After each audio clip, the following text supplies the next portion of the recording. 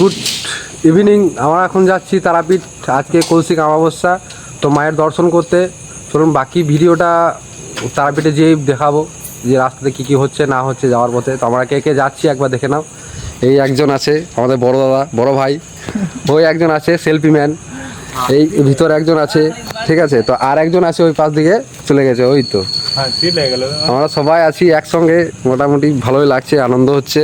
তো বাকি ভিডিওটা রাস্তাতে যেতে যেতে বলবো বা ওইখানে যেও বানাবো ভিডিও, ঠিক আছে। তো দেখতে থাকুন, পাশে থাকুন। আর তার আগে একটা কথা বলিনি, আমার চ্যানেলে যারা নতুন তারা প্লিজ চ্যানেলটাকে সাবস্ক্রাইব করে পাশে থাকা বেল আইকনটিকে প্রেস করে দেবেন, যাতে নেক্সট ভিডিও মিস না যায়। আর যারা ফেসবুক থেকে দেখছো তারা প্লিজ পেজটাকে ফলো করে পাশে থেকো। তো বন্ধুরা, এবার সেই তিলপাড়া, মানে এখন যেটা ট্রেন্ডিংয়ে চলছে, তিলপাড়া ব্রিজ মানে ধ্বংস হওয়ার পথে। ব্রিজটার কাজ মোটামুটি চলছে, ঠিক আছে। তো যে জায়গায় ফাটল চলছিল বা ফাটল হয়েছিল সেই জায়গাটা কভার করছে। তো দেখুন, এই এই সেই তিলপাড়া ব্রিজ, এই তো নিচেতে সব ক্রেন রয়েছে।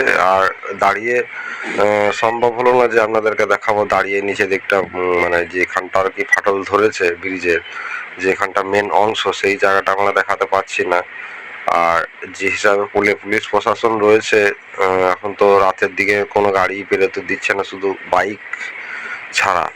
বাইক আর এমনি টুকটাক 4 চাকা যাচ্ছে মনে হয়। তো এই যে তিলপাড়া দেখছেন, এখন জল তিলপাড়াতে নেই, যেটুকু জল আসছে সব বেরিয়ে যাচ্ছে। পুরো দুটো গেট খোলা আছে, তো পুরো জলটাই বেরিয়ে যাচ্ছে এখান থেকে, ঠিক আছে।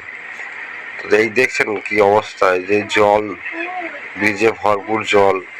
একটু স্পিডে গেলে প্যান জামা অবস্থা খারাপ। এমনিতেই তো এগুদিকে যে গাড়িগুলো যাচ্ছে, আমার জামা তো সাদা জামা পরেছিলাম, তো অবস্থা খারাপ হয়ে যাচ্ছিল জামাটা, ঠিক আছে। তো এই ছিল আজ তিলপাড়া।